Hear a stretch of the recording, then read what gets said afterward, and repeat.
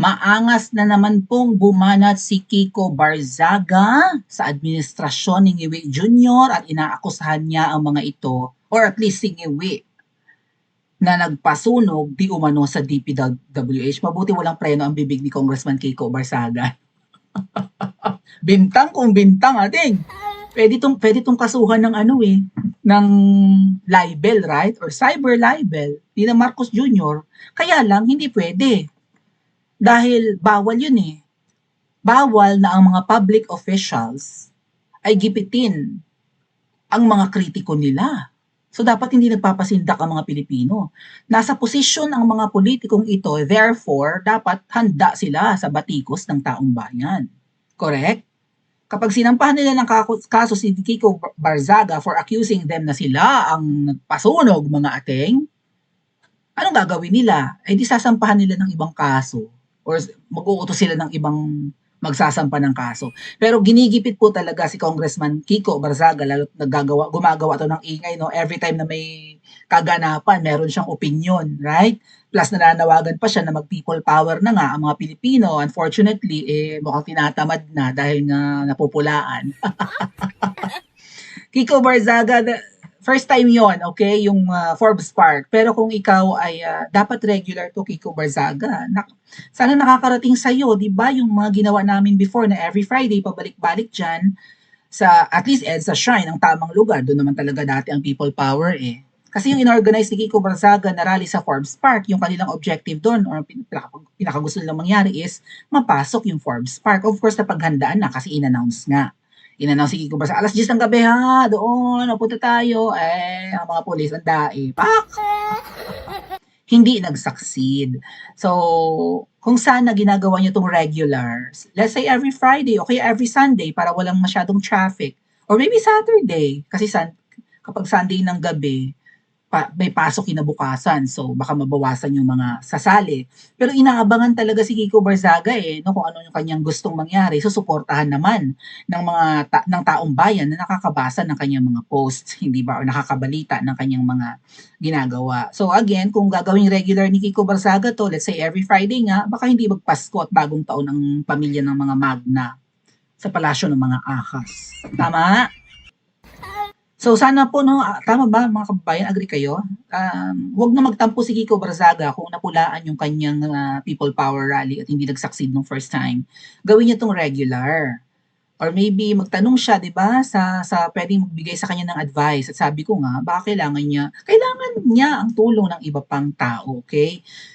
Sabi ko nga, may mga nananawagan na kay Chavit Singson na mag-sponsor ng barko, 'di ba? Dahil ang mga taga Mindanao at Visayas gustong-gustong lumuwas ng Maynila para sumali sa mga people power rally. Dahil wala nating maaasahan sa mga Tagalog, 'yan ang nakakalungkot, or sa mga taga Maynila at taga NCR and taga Luzon. Pero ito nga po, again, kung sana makausap or magsama-sama, magsuportahan, 'di ba, ang mga tao, mga negosyante, mga kahit ordinaryong Pilipino, lalo na yung may mga kakayahan, na magkaisa na, dahil kung hindi natin to tatapusin mga kababayan, ano pa ang gagawin ng mga hayop na to sa Pilipinas? Nilulugmok ang Pilipinas for 3 years, bagsak ang ekonomiya natin. And then mag-aantay pa tayo ng another 3 years, nangangarap na naman si Ngiwi ngayon ha mga kababayan, nangangarap na naman siya mabigyan ng pabahay ang mga Pilipino, bawat Pilipino daw dapat may mura at available na pabahay.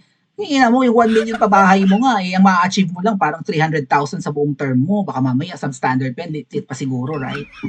Budo, nangangarap na naman siya. 3 years ka na, lagpas 3 years ka na, nangangarap. Kailan mo magagawa? Bago ka bumaba? Ay, wag mo nang gawin, bumaba ka na lang. Tama? Anyway, itong si Kiko, isa sa mga panggigipit na ginawa sa kanya, ayan inalis siya sa Army Reserve Officer. Si Miss Yumi, di ba, nasa rin siya, reserve din siya, di ba? So, inalis. Anong sabi ng Philippine Star dito kahapon? Representative Kiko Barzaga of the 4th District of Cavite has been removed from the list of the Philippine Army's Reserve Force for making seditious remarks on social media last month. The PA confirmed on, what's PA? Philippine Army? Philippine Army. Inalis. So, parang gusto nilang mapahiya si Kiko. Hindi naman kawalan yan kay Kiko. Kung ikaw ay reserve officer, di pag nagkagera, di isa kasi tatawagin, ikaw ay ipa-frontline. Ay kung inalis ka Kiko, edi gusto niyo yung gera, kayo na lang, punyeta kayo. Ayaw naman ng mga Pilipino ng gera, ang gusto lang yung abno na bangag. Anyway, yan ang mga panggigipit kay Kiko. Pero kahit na ganyan, ay ngak-ngak pa rin at inakusahan nga po niya na ang nagpasunog sa DPWH Central Office in QC ay si Marcos Jr. Ay, ano kaya ang reaksyon ng palasyo mga ate, lalo na yung Auntie Claire. DPWH fire destroys evidence linking Martin Romualdez, Sandro Marcos. Ay, ayaw niyang tantanan si Sandro Marcos, mga ating. Arjo Atayde, ang asawa ni Maine Mendoza ng Aldab. Roman Romulo, isang matandang kongresista. And JJ Suarez. JJ Suarez, ito yung gustong-gustong ma-impeach din si VP Sara at nandun din to nung EJK hearing ni PRRD sa lower house, no? Ito yung parang kalbuhin. Pero bagets pa. Medyo mataba. To flood control anomalies. So, ang mga maliligtas po dito, yan nga, si Martin Romualdez daw, si Sandro Marcos, si Arjo Atayde, Roman Romulo, JJ Suarez. JJ Suarez, parang may kaso na naman tong bago. Does he? About corruption, right? Siya yung may kaso ng corruption eh. Tapos may panibago pa ulit na kaso ng corruption. Ano ba yan? Puro kurakot ang mga, at least may mga kaso ng corruption ng mga buwan. Ang binabanggit dito ni Kiko Barzaga ay ang mga kongresista pa lang na involved, no? At baka may mga ebidensya dyan sa DPWH na kailangang masunog. Hindi pa niya pinapangalanan ang pinaka-promotor ng corruption.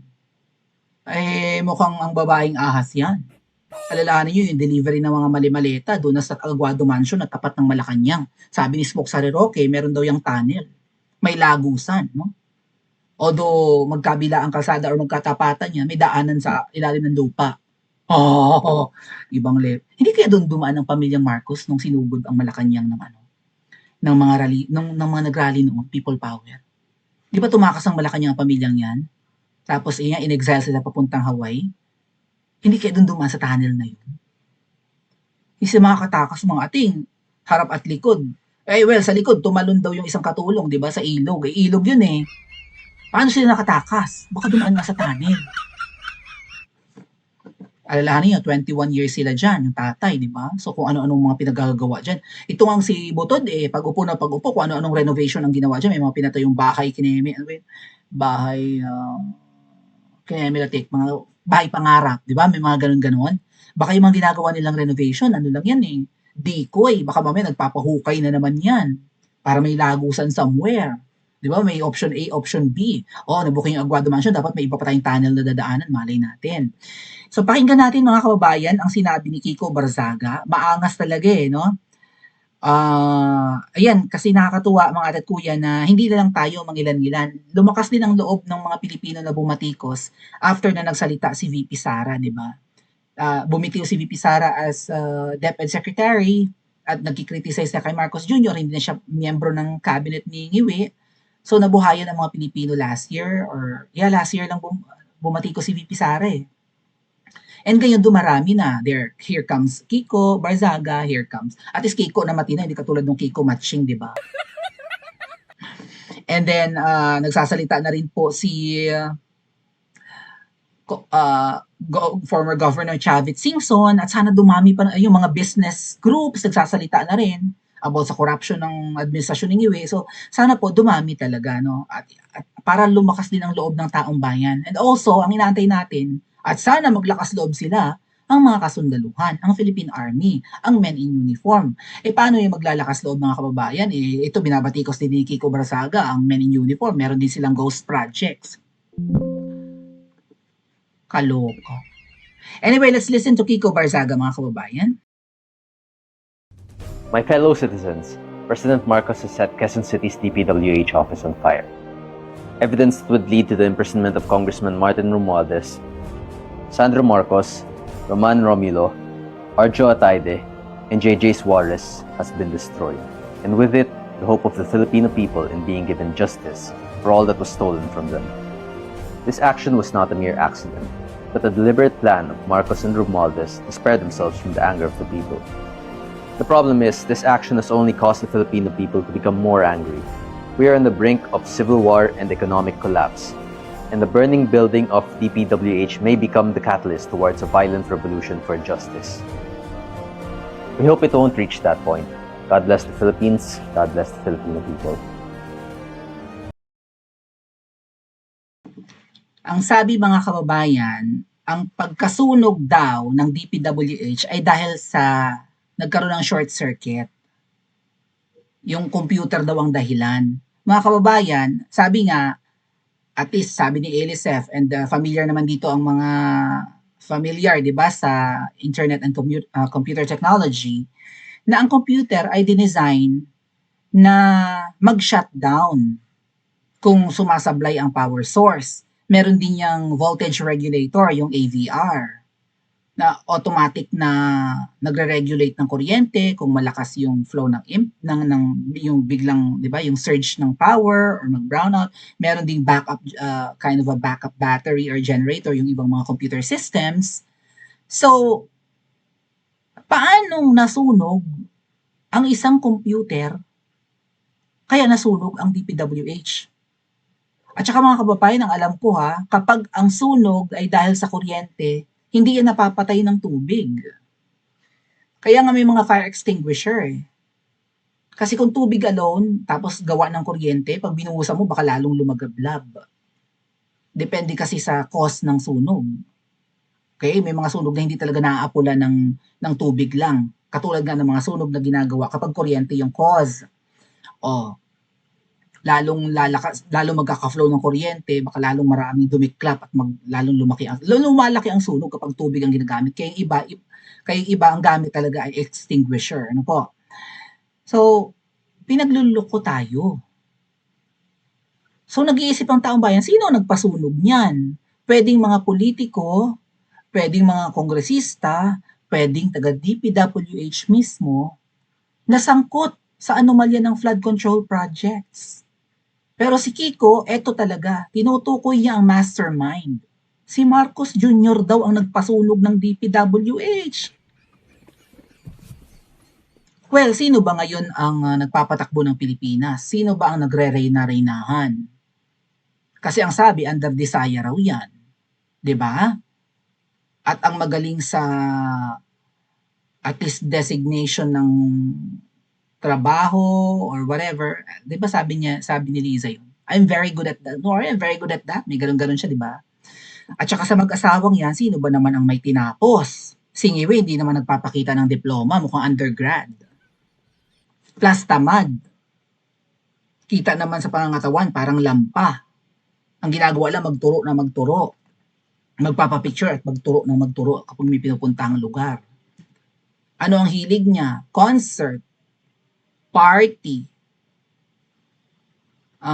mga events, attend ng kasal, di ba, na nabubuking na may mga pinupuntahang mga wedding, o nakukuha ng picture, hindi lang binabalita. Car racing, gustong-gusto niya yung mga Formula 1 race. Maybe polvoron session. Tapos anong sabi? Kapag natulog daw yan, baka hindi lang 48 hours. Siyempre, pag lupay-pay ka, di ba? Baka hindi ka mag-alarm clock. Pag nalobat ka, tulog ka ng bonggang-bongga, baka higit 2 araw ang tulog mo. Baka inaabot pa ng 4 hours yung isang yan. Dumudugo na yung gums. So, kung siya ay patulog-tulog, pasarap buhay, di ba, party-party, inuman, at kung anik-anik pang pinagagagawa, ay sino nagpapatakbo ng Pilipinas? I-comment po sa comment section at mag-like and subscribe din po kayo.